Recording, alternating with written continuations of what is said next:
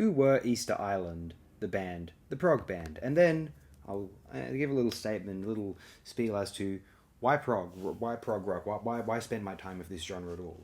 Mine specifically, I'm not going to convince you. I'll explain from my point of view. I'll attempt to. Firstly, from Prog Archives, Easter Island was originally formed in 1973 by guitarist Mick Miceli. They were easily one of the best US, yes, this is one of our rare American prog bands to have recorded during the 1970s.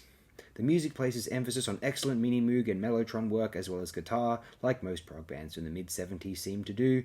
Their original and progressive music has its roots in the compositional techniques of King Crimson, Yes, and ELP. Musically, their new opus recalls latter-day King Crimson mixed with heavy doses of world music in the rhythms and some modern rock sounds too.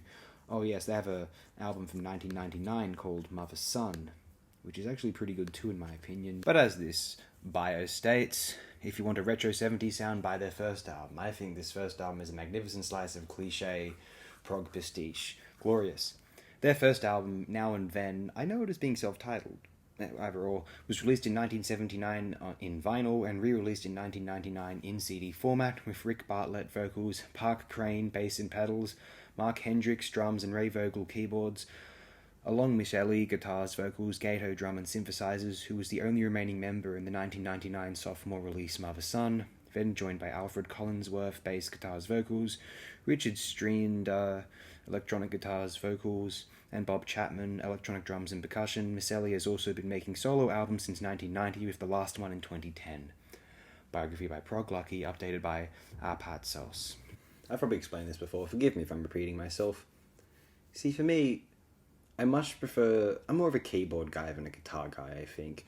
I was raised in a time of electronic music being normal. You know, all these video games I was playing in my formative years had typically electronic soundtracks. It was easier for me to gravitate to these keyboard landscapes, these Mellotron and Hammond sounds of the 1970s prog acts.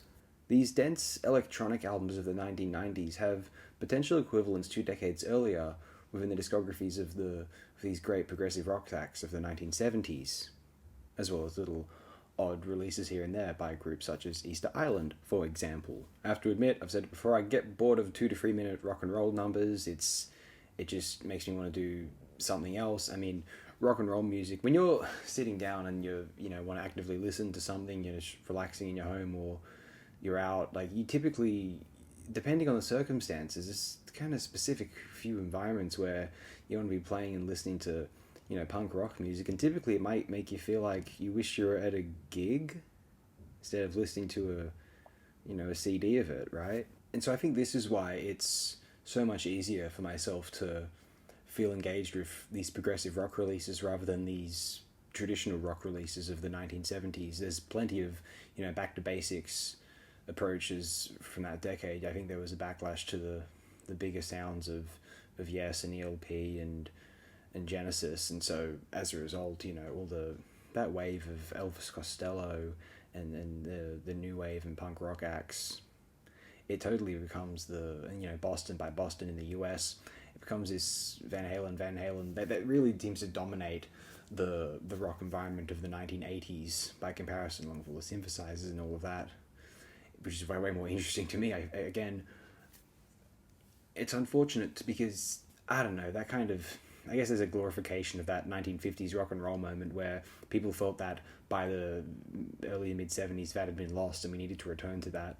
I guess I wasn't around at the time, maybe I would have felt differently, but I look back in retrospect and I just think, this stuff sounds cool with older technology.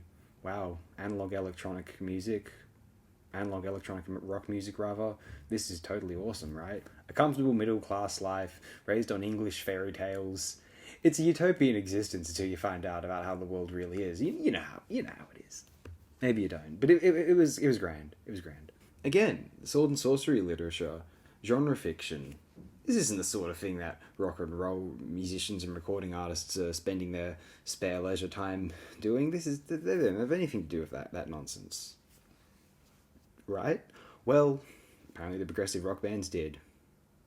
Hey, well, no wonder I like them more, right? I remember I initially explored heavy metal and its subgenres, assuming I would enjoy it given how much I was a fan of, as I said, sword and sorcery, horror fiction, all of that.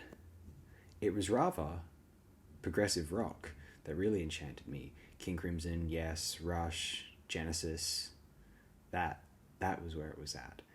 And I love the sound so much. The progressive rock sound, all of the keyboards that were used at that time, the synthesizer sounds of 70s prog, absolute heaven to me.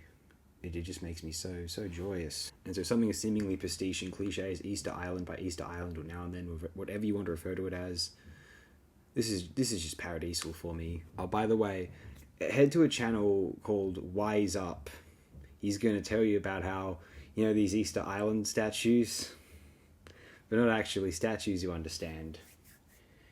You know about the remains of Pompeii in Rome, how there's those individuals you can find, there's human beings petrified forever, preserved perfectly. Now, some people are also determined to prove that in the history of the earth, as outlined in certain translations of the Bible in the English language, that there were giants that walked the earth at one time. Now, Easter Island. What are those big heads? Are they statues? No. Wise Up suggests, rather, that they were giants. All I can say is, I wish. That would be totally ridiculous and hilarious and exciting. Well, actually, to clarify, I don't think he thinks these particular statues as depicted on this cover art were giants. I think there's a multiple variety of these statues, and he believes that one particular variety of these statues are not statues at all. In fact, they're petrified giants. It's very fun stuff if you're in the mood. Much as this album is, give it a whirl if you're so inclined. Thanks again, my friends.